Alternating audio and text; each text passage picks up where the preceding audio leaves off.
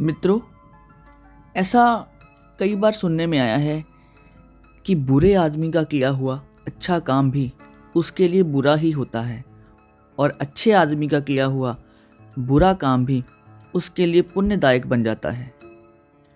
महाभारत की कई कथा कहानियाँ हमने सुनी भी हैं, देखी भी हैं और आजकल इंटरनेट पर पढ़ी भी हैं। इसमें कर्ण और अर्जुन की योग्यता को लेकर हमेशा बहस होती है कि कौन सबसे बड़ा योद्धा था, कर्ण या अर्जुन। कर्ण को सबसे बड़ा योद्धा माना जाता है क्योंकि उसे अपना शौर्य दिखाने का अवसर प्राप्त नहीं होता। पांडवों द्वारा उसे धिक्कारा जाता है। पर कभी क्या आपने सोचा है कि कर्ण को नायक क्यों नहीं माना जा सकता और अर्जुन को नायक कैसे माना जा सकता है?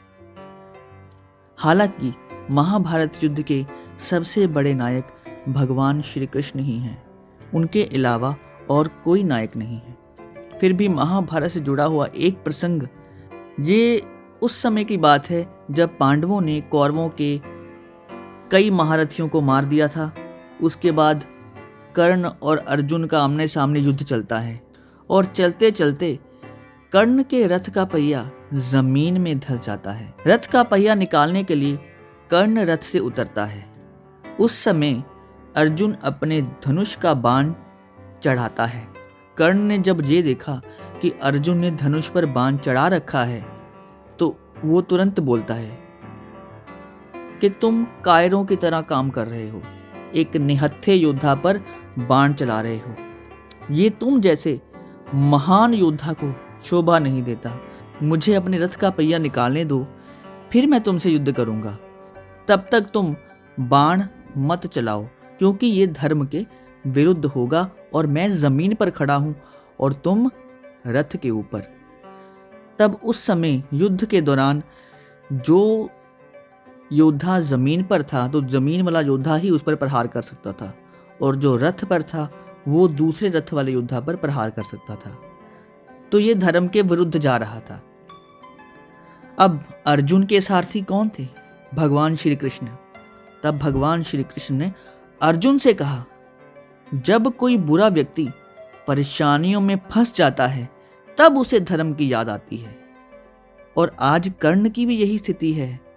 उसका ये धर्म के ऊपर उपदेश तब कहा गया था जब द्रौपदी का चीरहरण हो रहा था, जब द्यूत क्रीड़ा में धोखा हुआ था। तब कर्ण ने धर्म का साथ नहीं दिया था। वनवास के बाद जब पांडवों ने उनका राज्य मांगा था तब भी कर्ण ने धर्म का साथ नहीं दिया था।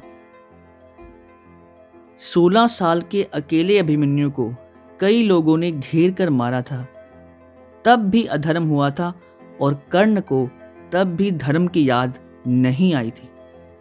इसलिए श्री कृष्ण ने अर्जुन से कहा कि अर्जुन, तुम रुको मत, बाण चलाओ। कर्ण को धर्म की बात करने का अधिकार ही नहीं है। इसने हमेशा अधर्म का ही साथ दिया है। अर्जुन ने कृष्ण की बात मानकर कर्ण पर बाण छोड़ दिया था और कर्ण मारा गया था। मित्रों, गलत काम करने वाले लोगों को कुछ समय तो सुख मिलता है, लेकिन एक दिन ऐसा भी आता है जब उन्हें बुरे कर्मों का फल मिलता है और फिर वो परेशानी में फंस जाते हैं। तब उन्हें धर्म, कर्म और सही गलत की याद आती है। और इस प्रसंग से भी हमें यही शिक्षा मिलती है। कई बार हम जिंदगी में बहुत लायक होते हैं, बहुत योग्य होते हैं, लेकिन फिर भी हमें अवसर नहीं मिल पाते और फिर हम गलत रास्ता पकड़ लेते हैं। अंत में ये साबित करते हैं कि मैं तो ज़्यादा लायक था और मुझे मौका नहीं मिला। वो तो कम लायक था, उसके साथ भगवान ने बहुत अच्छा किया। दोस्तों, ऐसा नहीं होता। जो लायक है उसी का साथ ईश्वर देते हैं। जो लायक नहीं है उसका किस्मत भी साथ नहीं देती।